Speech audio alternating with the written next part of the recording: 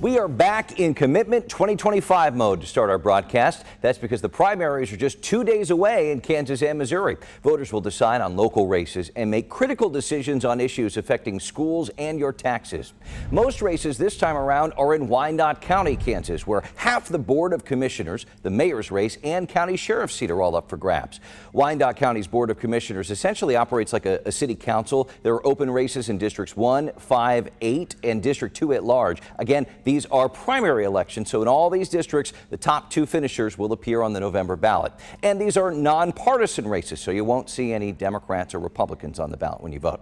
6 candidates are in the running to be the unified government's next mayor and CEO. That's after Tyrone Garner announced he's not seeking a second term. This is a position that has certainly gone through some turnaround. Since 2014, no mayor has held the job for more than 1 term. Garner says he's not endorsing a candidate. We heard from all but one of them at a forum last month. I'm the only candidate that has a proven track record of lowering taxes, particularly property tax. It's an onerous tax, especially on those on limited income. Knowing how to navigate within that organization, but also having a clear understanding of the community and what the people in the community needs. And so that truly sets me apart from everyone else. I just want people to be encouraged, and I want to bring back the hope that they have for Wyandotte County. I want to help lower taxes. I want to help education, our schools.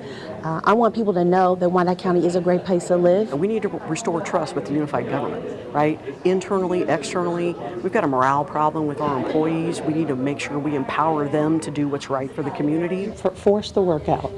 Things have been promised. We've got enough to fix once they do what they promised they would do. In the race for Wyandotte County Sheriff, Daniel Soptik's running for re-election. He's up against Kansas City, Kansas Police Master Sergeant David Carney and former Deputy Celestia Towers, who's running for the job for the 3rd time in a row. Let's get to the heart of the matter with our roundtable of journalists. Please welcome back KMBC9 political reporter Michael Mahoney. And for the first time, welcome Zane Irwin, political reporter with the Kansas News Service. Good to have you both, gentlemen.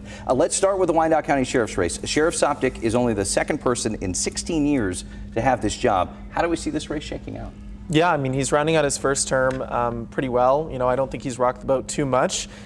He is facing, as you mentioned, Celestia Towers, but he pretty handily defeated her in 2021 when he won office. So I think she has a bit of an uphill battle here. David Carney also in this race. The race has been overshadowed by the tragic death of Deputy Ming. So that is going to be on their mind, and it's going to be a question of whether or not voters in Wyandotte County decide they want to rock the boat or not. That is an interesting component to this that we'll be watching for sure. So not a lot of turnaround on the sheriff's race. Very different when it comes to the mayor and CEO. You have Mayor Tyrone Garner, who faced some controversy early on in his tenure, is not seeking re-election. Mahoney, why aren't candidates sticking around for more than 1 term?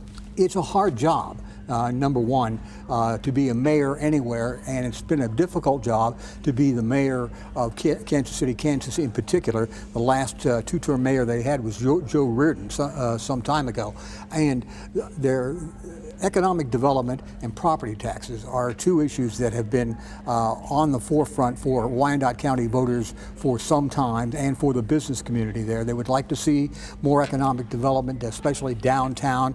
That doesn't seem to get off the dime, and then property taxes are always a problem here. Tom Burrows, as he mentioned in his speech there, is the veteran. He was in the State House for over 25 years, then he was on the County Commission. He's got the name ID, certainly. Yeah, absolutely. These are really protracted issues that took decades to get into and are going to take more than 1 4-year term to get out of.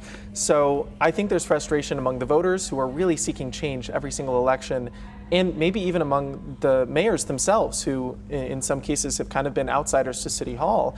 I think it's possible that that frustration at trying to chip away at these really long-term issues like the housing stock, you know, even trying to reform the way that utilities are paid. I think that it's very difficult to contend with the state legislature and the city commission and the county administrator to get things done.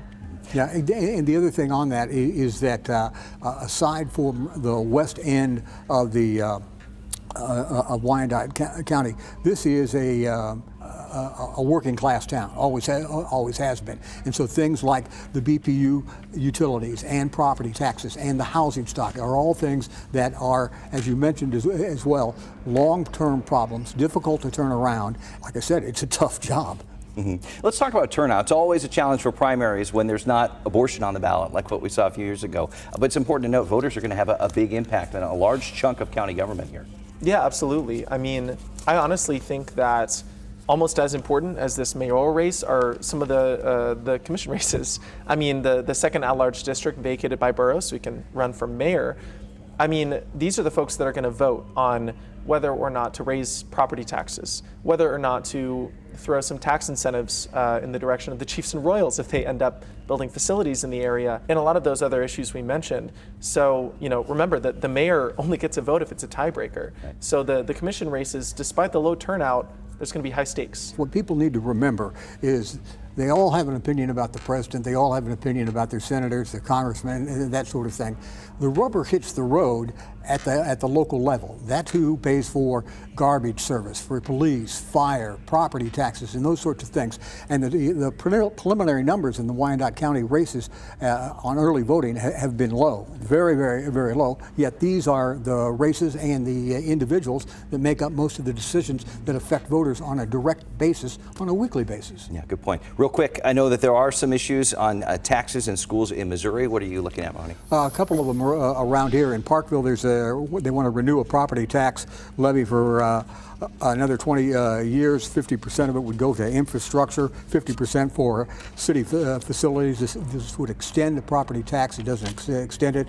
In Raytown, they want a 1/4 cent sales tax to replace the 1/8 cent sales tax that they have now. 80% of it would go to the parks. 20% of it would go to city facilities, and that would raise roughly about $1 million a year. And then there are some other school districts and other tax questions on the ballot in both Missouri and in Kansas. All right, we know you'll be watching closely. Michael Mahoney, Zane Irwin, thank you so much. Count on KMBC 9 News for your Commitment 2025 coverage. We're bringing you live election returns as they roll in Tuesday night, and we'll post the results online at KMBC.com.